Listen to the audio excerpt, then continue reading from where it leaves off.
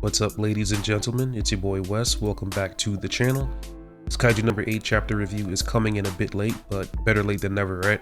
There's a lot to talk about, so let's get into it.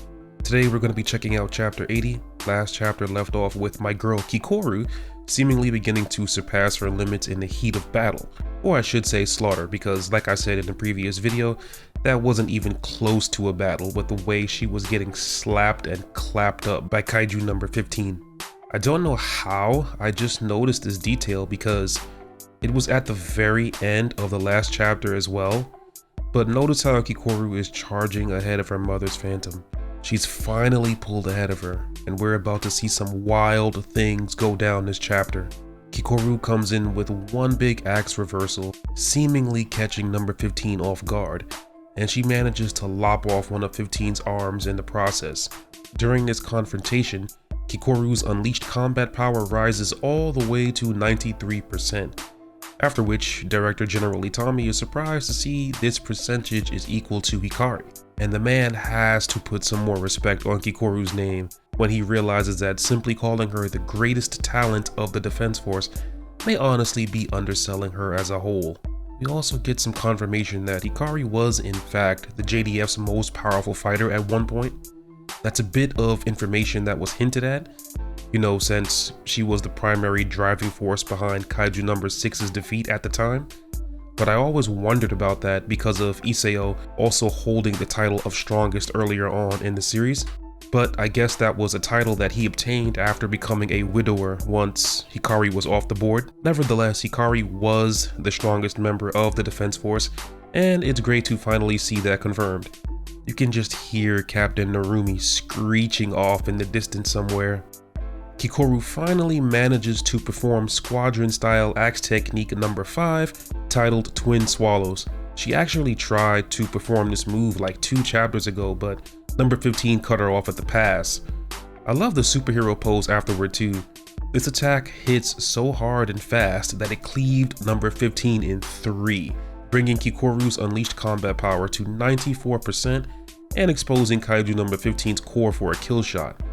And just as Kikoru goes in for the kill with technique number 6, like most of us probably expected, there was simply no way Dark Kikoru was going to go down that easily. We all know that these Kaiju have other forms that they can take on to unleash their own combat power, and there was no reason to expect that number 15 was any different. I'm getting excited over this development, so there goes number 15's head floating through the air, and Kikoru notices the look on 15's face and she's just chilling, smiling at her, menacingly. Kikoru stops dead in her tracks like, yo, I just surpassed my limits. Please don't do this to me, let me have my moment, ma'am. Next we get this puncturing sound effect coming from this tiny tendril behind Kikoru, and the next thing number 15 says is, my, how hard you try, little Kikoru, as if she's enjoying seeing Kikoru struggle, which helps to give us more insight into number 15 as a character and her mindset. And it's definitely something that this series needed for its villains. Kaiju number 10 loves the thrills of battle, whereas it seems like number 15 is more about the thrill of the hunt and not necessarily the battle itself. So Kaiju number 15 launches the attack that we've all been waiting to see return. This is the same move that she used to presumably kill all of those people on the street when she first made her appearance earlier on in the manga. This strange attack is made up of some kind of multi-threaded web-like material, and we know it's fast and discreet because Kikoru doesn't even notice it before it's too late. So, as 15 is recombining her body, she reveals that her and Kikoru have now become connected. And as you can imagine, yeah, that's bad. Ain't nothing good is gonna come from that.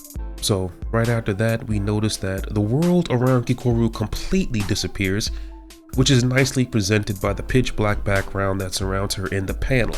Avid manga readers will recognize this style of paneling that is often used to showcase whenever a character is inside their own head, alone with the person's innermost thoughts, etc.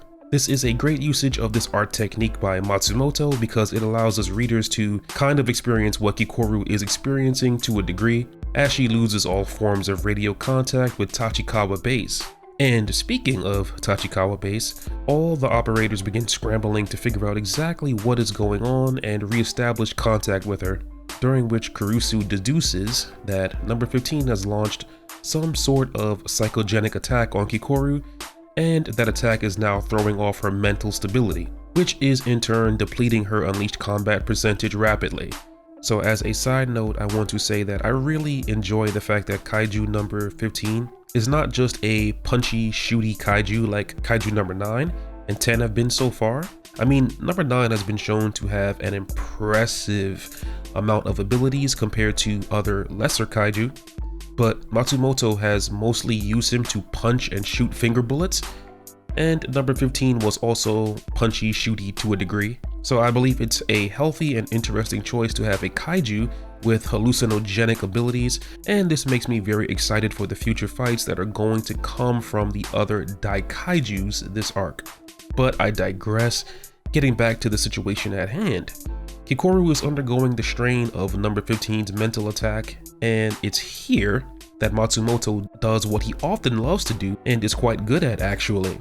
He carefully weaves in more character development during fights and not just outside of them. And I must point out that it was very smart of Matsumoto to make these next few flashbacks diegetic with number 15's mental attack, because we just got away from a flashback that was used to explain the appearance of Hikari Shinomiya's phantom last chapter. Now we have more flashbacks on the way, but like I said, it's diegetic and done in an unobtrusive way because the flashback itself is a part of the attack. It's pretty A1 for a writer to recognize that they shouldn't be used back to back like that in the same exact way. So I have to give Matsumoto credit where it's due. Flashback after flashback could have become tedious, but he found a way to tie it in and make it all work. So as Kikoru is brought to her knees, she can't seem to figure out number 15's position. 15 begins to question Kikoru's motives for trying so hard. She begins to ask Kikoru questions like, why do you want to be so strong? And why do you want to protect this country? And after every one of Kikoru's responses to those questions, number 15 calls her out as a liar. What's the real reason you are doing all of this? Kikoru states that it's because, and then suddenly gets lost in confusion, almost as if she's beginning to forget her reason for becoming an officer in the defense force. Number 15 tells Kikoru to be honest with herself as she snaps her fingers and returns Kikoru to a childlike state in her own mind, forcing her to admit the real reason why she keeps trying so hard. We learn that more than anything like protecting people or subjugating the Kaiju, Kikoru wants nothing more than to be praised by both her mother and father. Then in slips number 15 as she begins to mock Kikoru with a vision of her parents and asks her, why doesn't she just give up? Because try as you might, your mother and father are gone, along with any hope of them praising you ever again. Man, number 15 has the most sadistic smile on her face while doing it too. So yeah, this chapter comes to a close with number 15 regaining the upper hand once again. Kikoru surpassed her limits as a warrior, sure enough, but can she actually surpass her grief long enough to take down Kaiju number 15? We're just gonna have to wait and see. I'm gonna give this week's chapter a solid 8. This chapter was a bit slower paced with more character development for Kikoru and arguably Kaiju number 15 as well. I can definitely tell that we've just hit the midway point of this battle.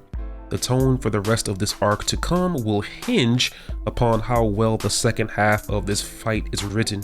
I expect this battle to be over within the next 4 to 5 chapters.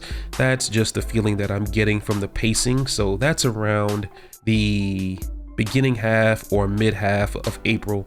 That is if things pan out and Matsumoto doesn't miss his schedule.